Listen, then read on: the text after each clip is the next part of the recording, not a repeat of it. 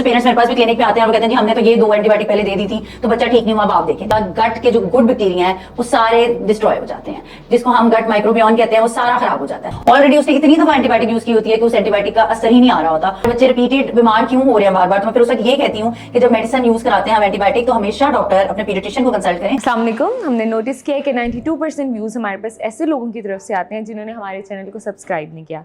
तो आज हम मरहम की तरफ से आपके पास रिक्वेस्ट करने आए हैं कि आप हमारे चैनल को सब्सक्राइब करें ताकि हम और इन्फॉर्मेटिव कंटेंट और अच्छे डॉक्टर्स अपने प्लेटफॉर्म पर ला सकें। Thank you. I am doctor Binish Ali, मैं चाइल्ड स्पेशलिस्ट हूँ और मैं इकरा मेडिकल कॉम्प्लेक्स में अपना क्लिनिक कर रही हूँ और मैं as a assistant professor services hospital में काम कर रही हूँ।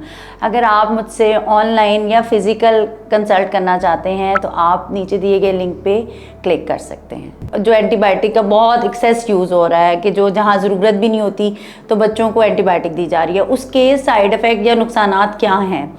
एक तो सबसे इंपॉर्टेंट चीज़ जो मैं आज आपको एक मैसेज देना चाहती हूँ कि कभी भी डॉक्टर की कंसल्टेशन के बगैर अपने बच्चे को एंटीबायोटिक मत यूज़ करें, क्योंकि बहुत से पेरेंट्स मेरे पास भी क्लिनिक पे आते हैं और वो कहते हैं जी हमने तो ये 2 एंटीबायोटिक पहले दे दी थी तो बच्चा ठीक नहीं हुआ, अब आप देखें। देखिए आप खुद से उस चीज़ को, सेल्फ मेडिकेशन को तो बिल्कुल नो करें ना।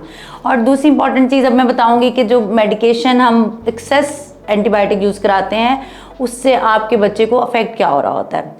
नंबर 1, आपके बच्चे का गट के जो गुड बैक्टीरिया हैं वो सारे डिस्ट्रॉय हो जाते हैं, जिसको हम गट माइक्रोबियोम कहते हैं, वो सारा ख़राब हो जाता है।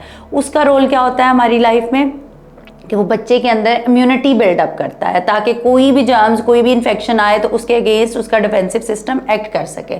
अब जब वही डिस्ट्रॉय हो गया तो उसकी इम्यूनिटी कम हो गई, इन्फेक्शन के चांसेस ज़्यादा हो गए।